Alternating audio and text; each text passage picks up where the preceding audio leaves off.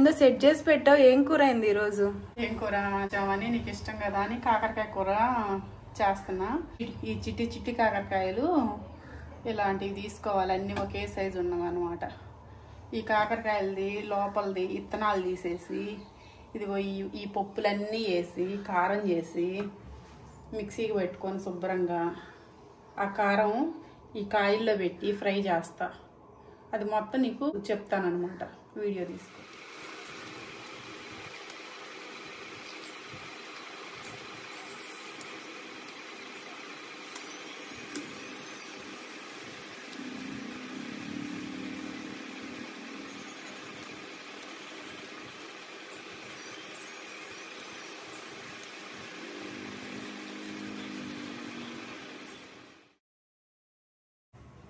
పది గంటల నూనె ఇది బాగా డీప్ ఫ్రై చేసుకోవాలా?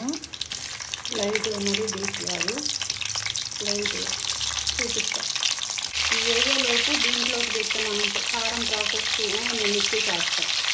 ఇందాక తీసుకున్నావు కదా, ఏమేంటి చెప్పావు కదా, అది నేను మిక్సీ చేసుకుంటాను. ఈ ఏరియాలోకి సన్న మంట మీద గోల్డెన్ రంగు వచ్చేదాకా మరీ హైలో పెట్టినామనుకో లోపల చేదు అట్లాగే ఉండిపోయింది అన్నమాట.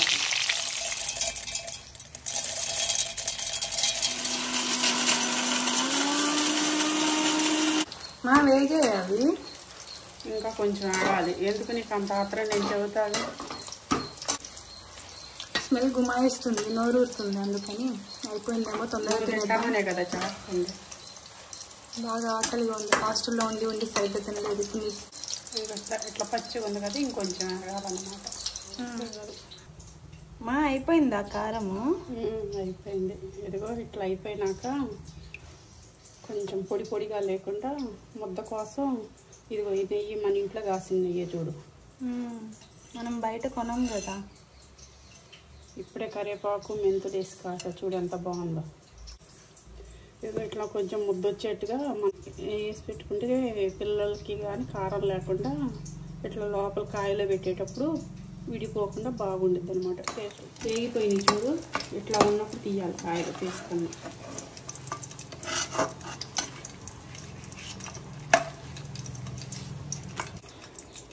చూడు వేగినాయి చక్కగా.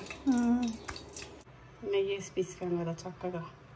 ఇదిగో ఇది పట్టిన కాడికి నిండుగా పెట్టుకొని దీన్ని మళ్ళీ బయటికి రాదు. ఇంకెందుకు వచ్చింది చక్కగా.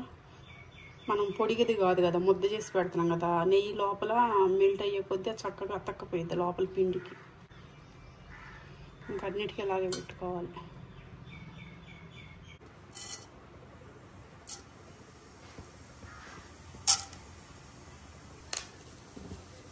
తీసాం కదా, ఇట్లా తెరమాత గింజలు కరివేపాకు వేసుకొని వేయినాక ఇప్పుడు మనం పెట్టుకున్న కాయలలో ఇలా అన్నీ ఒక్కొక్కటి వేసుకోవాలి.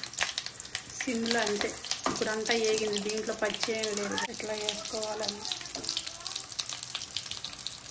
ఇట్లా వేసిగా ఇట్లా తిప్పుకోవటం ఇంకంతే అయిపోయింది. దీంట్లో కారం చల్లటం అదేం లేదమ్మా. ఇప్పుడు మనం దీంట్లో పెట్టంగా మిగిలింది ఉంది కదా, చల్లుకోవటం. ఊడిపోదా అన్నావు, ఎక్కడన్నా ఊడిపోయిందా? లేదు, ఊడిపోయింది. పొయ్యి ఆపేసుకోవడం.